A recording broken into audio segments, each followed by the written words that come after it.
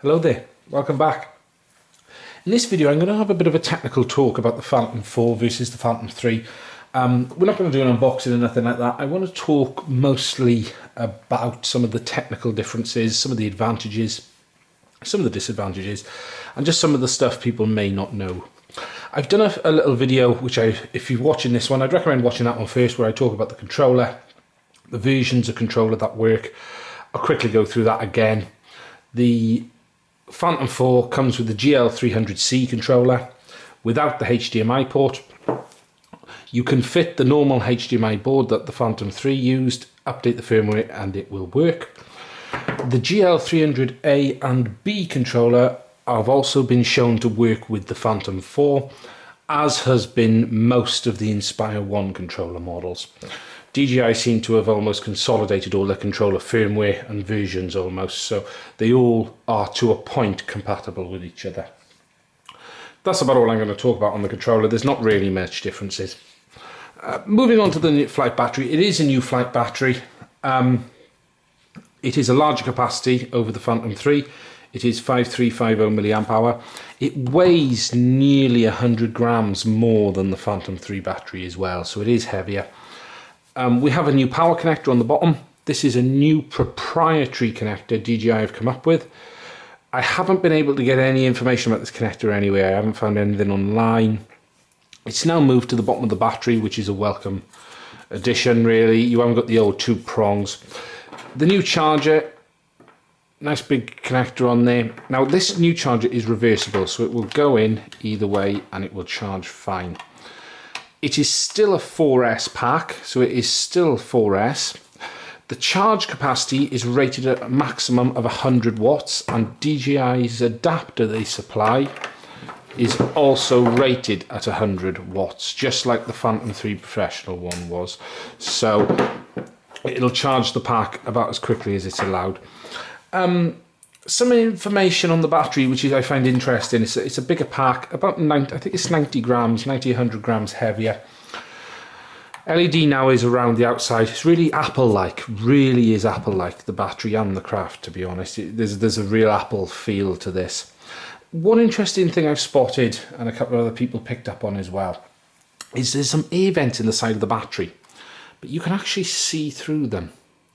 So the cells are actually physically separated by these air gaps, which is very, very interesting. Obviously it gives room for the batteries to breathe, and it gives an airflow through the batteries, but that's the first time we've seen that on a DJI pack. We've not seen that before. Hopefully that will increase the flight performance slightly, alleviate some of the problems people were having with the Phantom 3 packs. Other than that, there's a new 2-button lock, which is really nice. It goes in really solid, really tight. There's no way that's going to fall out in flight. Yeah, that's about all I can really say on the battery. On the adapters, the only option at the moment is the official DJI adapter, and that isn't even listed on the DJI site yet. So it's still early days. There are no options really on other adapters or chargers. Maybe a third party will come up with something fairly soon. I've been having a good look around, and I've been able to get no information on this connector at all. If anybody has got anything, please post it on the video. I really love some info about this connector. I really would. Moving on to the aircraft. Now, this is quite a substantial change. We'll start at the top. As I discussed on the other video about the QR prop adapters, I'll mention it quickly again. Please watch the other video if you want more info. I highly recommend changing these regularly. I really can't stress enough. Inspect these before flights. Make sure there's no damage to the lugs. Make sure everything looks in order. The spring plate looks good, but these will be a wear and tear part, just like they were on the Inspire. They are what are holding your aircraft in the air. You've just got the little lugs which go into there. You pop it on, give it a twist. Helps if I pick the right motor. They're signified by a black dot and a black ring, and I still got it wrong. Lock in, and it's a really solid feel. It really is. They do rock a little bit. There is a little bit of rocking, but when they're under tension, they're solid. But I really can't stress enough, these are going to be a wear and tear part. They're going to be cheap. They're going to be really cheap. On the Inspire, I think the adapters were like £6-7. The props are £7, DJI have listed. So, you know, don't push these beyond their life limit, except that they're a wear and tear part and you're going to change them regularly. Moving down to the motors, they now sit on top of the shell instead of in the shell. You can see there's some cooling in the middle. They look to be a variant of the 2312 motor DJI was using before. There's no information on the motors, the KVs, and nothing like that as of yet. But they do look to be a variant of that motor. New shell. It's a lovely, shiny new shell on the Phantom 4. Very Apple-like. Very, very Apple-like. You see the pictures online of this aircraft and you think, oh, it looks fatter than the Phantom 3. None of them do it justice until you get it in your hands. You open the box and, you know, if there was an Apple logo on the top of this, there would be no reason for you to doubt that. The colour of the motors, the grey, the aluminium on the bells, that's very Apple. The white, the logo, everything. The logo is not stuck on now. It's like sat in the plastic. So, you know, it is a big improvement over previous versions. Moving down, you've got the vision sensors on the front for the object avoidance. Active Track uses the main camera, not the object avoidance cameras. So these two sensors coupled with the VPS sensors in the bottom. There is now 2 VPS cameras instead of 1, like on the Phantom 3. Still 2 ultrasonic detectors, but 2 vision cameras looking down and 2 vision cameras looking forward. All 4 of these cameras will need calibrating from time to time. And I'll talk about that a little bit more later, but they will need calibrating. Your gimbal is now housed within the aircraft. So the yaw motor is all up inside. All you see now at the bottom is the base of the yaw motor. You've got a new dual supported gimbal. The ribbon cable is quite in view. A couple of people picked up on that. I don't really see that as a problem, to be honest. If you break the ribbon cable, that's going to be the least of your worries at that point, because if you've crashed and the ribbon cable breaks, the chances are the rest of the aircraft is in pretty bad shape, or at least the rest of the gimbal is. The gimbal is made of a few parts. You can actually see they screw together, each arm on each side. There's screws either side. It's a really nice, well-made bit of kit. You can see it's quite precision. It's very similar to the Phantom 3 in some ways, but there are changes. The camera itself is believed to be the same sensor. DJI haven't given any information on what sensor's in the Phantom 4. So there's been a few rumours roaming around that it's a different sensor and things like that. I've done some tests myself and I'm not convinced. I personally think it's the same sensor, and for some reason they've just not said. The images are better on the Phantom 4. It's a new set of optics, new glass, so it gives an improved image over the Phantom 3. It is subtle. It is a minute, you know, if you're looking for the next big wow upgrade, you know, you're not going to get that from the Phantom 3 to the Phantom 4, but it is just a small step forward. On the gimbal, what I didn't mention was it's a single motor. It's dual supported, but a single motor. So there's just a motor on one side, which is this side here. So it's not a dual motor, it's a single motor. Battery bay on the back is in there. Nice big slot with the connections right at the back. The gimbal housing is now at the bottom here, is this composite material. It's really quite nice. You've got ear holes, you've got your vision sensors on the bottom, your USB port on the side, and your micro SD card slot on the side. And everything is integrated underneath now. It's a nice package. Talking internally, DJI have done some big changes with the Phantom 4. Internally, it's an entire new design.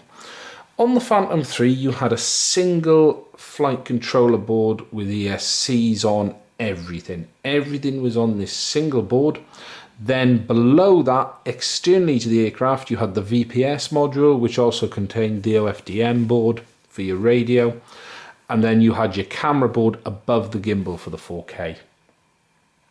They have now put all of that inside on this aircraft. It's all integrated. They've done a really great job on the packaging. What they have done is in the center of the aircraft is this magnesium core.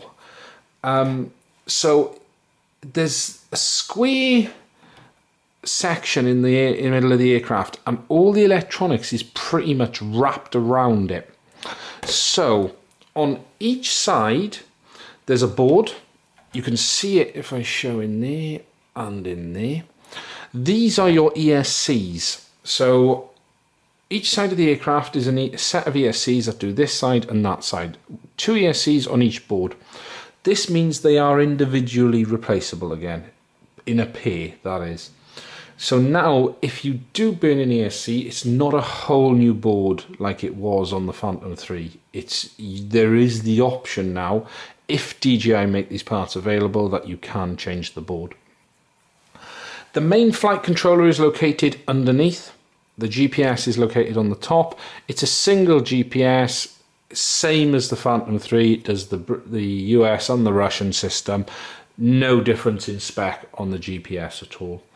Down to the flight controller, this is a whole new design. For the first time in their ready to fly, DJI have introduced dual IMUs in the flight controller. What this means is the computer on board the aircraft can look at the data from the IMUs and decide if one of them doesn't seem valid to ignore one versus the other. Now, we don't have a lot of information on how it does this, but what it does have is the beginnings of redundancy. I'm not going to say this is the end of every aircraft will ever fail. However, it is something we have never had before, put it that way. It is the start of redundancy. To go with the dual IMUs, they've also introduced dual compasses. So instead of having one compass in the leg like on the Phantom 3, this one has 2. And they are still in the legs. They are located in the bottoms of the leg sheath somewhere.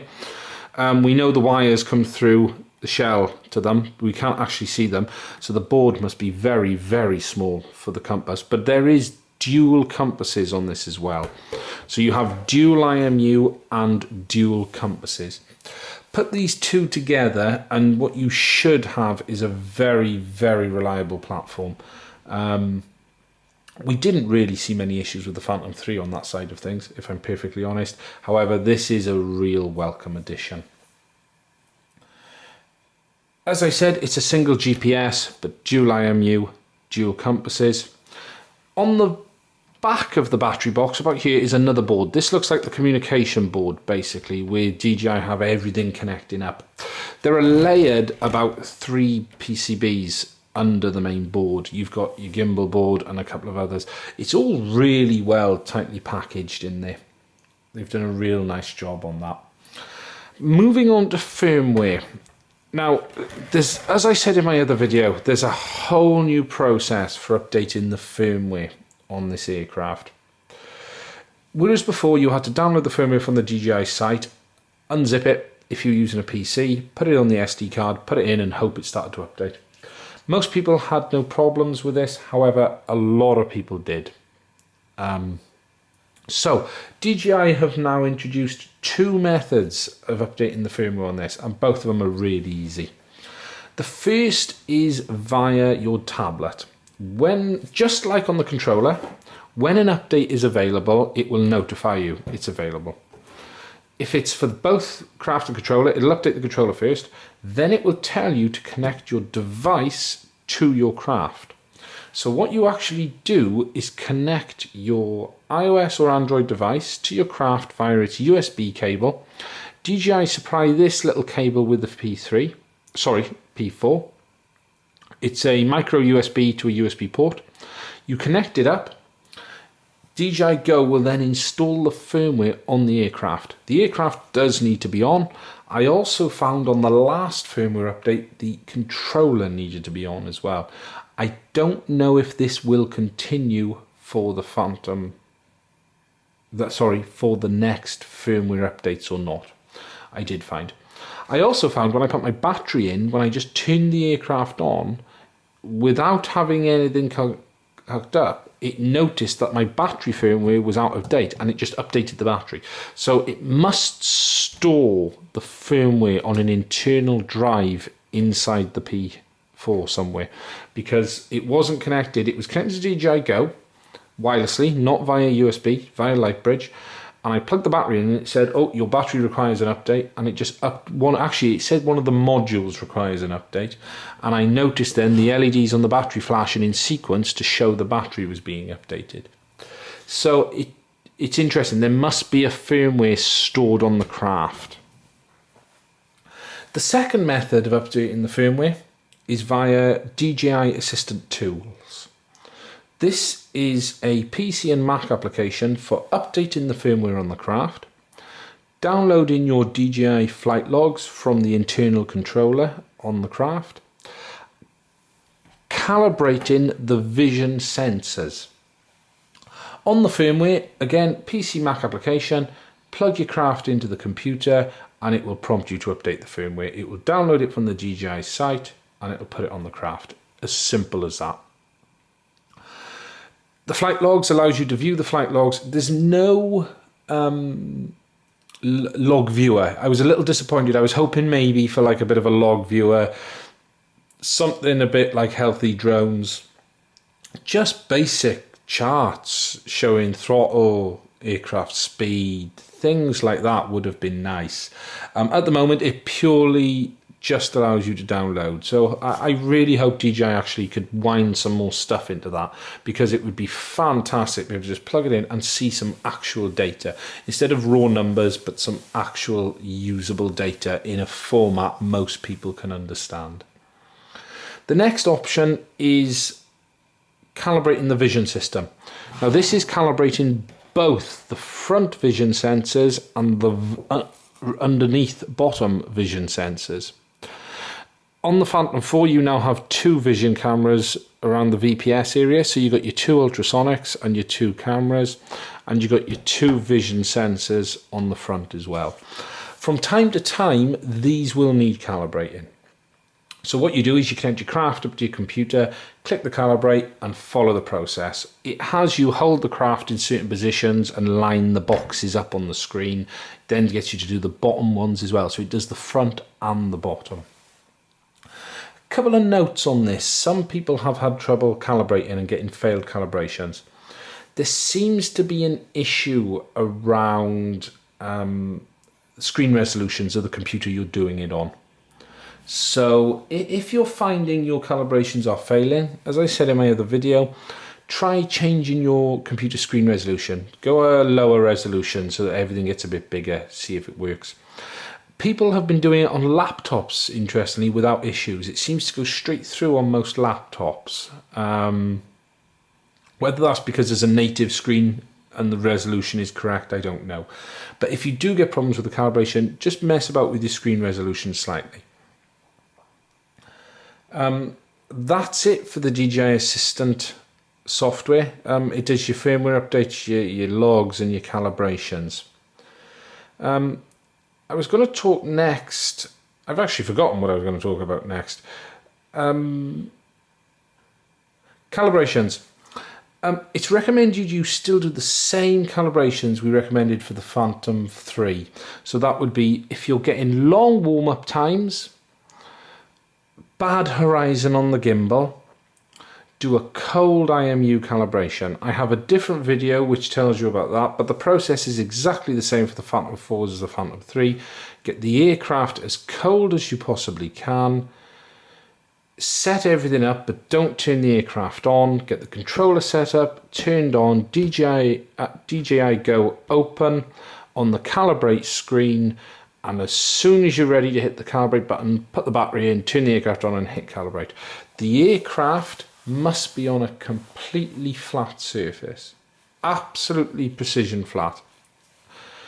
Once you've done that, do the gimbal calibration as well, and that should sort out any horizon videos. I'll put a link to my calibration video in the thing for this.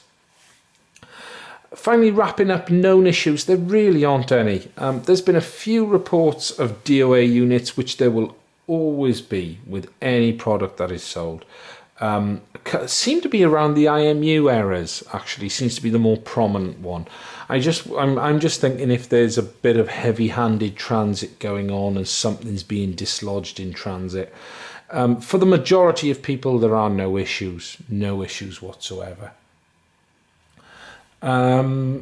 That's about the only known issues, really. The craft so far has been wonderful. It flies fantastic. I love the new modes. Talking a little bit about the modes, you've got your new P mode. This uses all the sensors on the aircraft. So your vision sensors, your VPS, your GPS, your compasses.